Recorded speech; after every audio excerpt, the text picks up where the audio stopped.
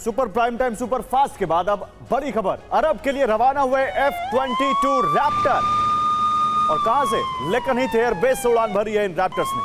4 दिन पहले ब्रिटेन पहुंचे थे F-22, जॉर्डन में F-22 की तैनाती संभव है। तो इराक युद्ध के बाद अरब में अमेरिका ने सबसे बड़ी सैन्य तैनाती की है, लेकिन सैकड़ों फाइटर जेट, हेलीकॉप्टर, मिसाइलों का जखीरा, हजारों की फौज, यह महज खोखला शक्ति प्रदर्शन है।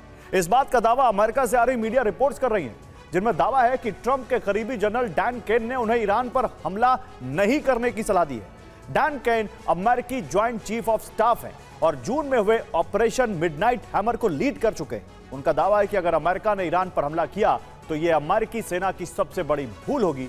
जबकि ट्रंप के करीबी जनरल के इस डर की वजह क्या है, हम आपको इस रिपोर्ट में दिखाते हैं। दावा है कि बीते हफ्ते ट्रंप और अमेरिकी joint chief of staff general Dan Caine की व्हाइट हाउस में मीटिंग हुई थी।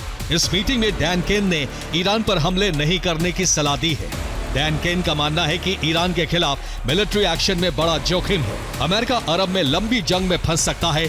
सफलता कितने प्रतिशत मिलेगी, इसकी गारंटी नहीं है। इसी मीडिया में कई खबरें चल रही हैं। जनरल केन से जुड़ी बातें झूठी हैं। वो सभी लोगों की तरह युद्ध के पक्षधर नहीं है, लेकिन उनका मानना है कि जंग हुई तो ये आसान जीत होगी। निर्णय लेने का अधिकार मेरा है। मैं भी समझौता करना पसंद करूंगा, लेकिन समझौता नहीं हुआ तो वो दिन उस देश के लिए बहुत बुरा होगा। और दूसरा विश्व युद्ध खत्म होने के बाद अमेरिका ने वियतनाम के खिलाफ पहला सबसे लंबा युद्ध लड़ा, जो 1965 से 1973 के बीच 8 साल तक चला। यहां अमेरिका का एजेंडा कम्युनिज्म फैलने से रोकना था। इन 8 सालों में अमेरिका के 58,220 सैनिकों की मौत हुई, वहीं 3 लाख से ज्यादा जवान घायल हुए।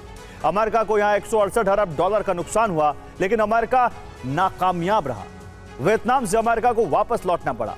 उत्तरी वियतनाम और दक्षिणी वियतनाम का एकीकरण हुआ और यहां कम्युनिस्ट सरकार बनी। अमेरिका ने तालिबान को खत्म करने के लिए अक्टूबर 2001 में अफगान युद्ध शुरू किया, जो करीब 20 साल तक चला। यहां अमेरिका के 2400 सैनिक मारे गए, वही 20,000 से ज्यादा जवान घायल हुए। अमेरिका को 2000 अरब डॉलर का आर्थिक नुकसान झेलना पड़ा, लेकिन यहां भी अमेरिका फेल हुआ। 20 साल बाद तालिबान वापस लौट आया। अमेरिका को अफगानिस्तान छोड़कर भागना पड़ा। इसी तरह इराक युद्ध अमेरिका ने करीब 8 साल तक लड़ा। यहां 4,500 अमेरिकी सैनिक मारे गए, 32,000 से ज्यादा जवान घायल हुए। अमेरिका को 2000 अरब डॉलर का नुकसान उठाना पड़ा। 2011 में अमेरिका को बेस खाली करने पड़े, लेकिन इराक में शांति कभी नहीं आई। अमेरिका लंबे वक्त से यूक्रेन और इसराइल को मदद भेज रहा है। अमेरिकी हथियारों का भंडार बीते 2 साल में काफी कम हो चुका है। ईरान युद्ध लंबा चला तो अमेरिकी सेना कमजोर हो सकती है। बड़ी संख्या में अमेरिकी सैनिक मारे जा सकते हैं। अमेरिकी एयर डिफेंस क्षमता को भी बड़ा झटका लग सकता है। सहयोगी देशों की सुरक्षा करना अमेरिका के लिए मुश्किल होगा। सहयोगी देशों को भी भारी नुकसान उठाना पड़ सकता है। और ईरान के आसपास मौजूद अमेरिकी बेस 2 लेयर में। पहली लेयर में वो बेस हैं जो ईरान के सबसे नजदीक हैं। इसमें कुवैत में मौजूद अली अल सलेम एयर बेस, कतर का अल उदैद एयर बेस, बहरीन में मौजूद अमेरिकी नेवल बेस और यूएई का अल दफरा एयर बेस शामिल है। वहीं दूसरी लेयर में सऊदी अरब में मौजूद प्रिंस सुल्तान एयरबेस, जॉर्डन का मुअफ्फक साल्ती एयरबेस और सीरिया में मौजूद बेस शामिल है। दावा है कि नुकसान को कम से कम करने के लिए अमेरिका पहली लेयर में मौजूद एयरबेस को खाली करा रहा है, जिसमें कतर और बहरीन शामिल है। फिलहाल यहां मौजूद अतिरिक्त स्टाफ हटाया जा रहा है ताकि युद्ध में ताबूतों की कतार नहीं लगे। जल्द अमेरिका यूएई और कुवैत बेस को लेकर भी बड़ा फैसला ले सकता है। रिपोर्ट्स में दावा है कि ईरान के खिलाफ सीमित सैन्य विकल्प होने से ट्रंप नाराज हैं।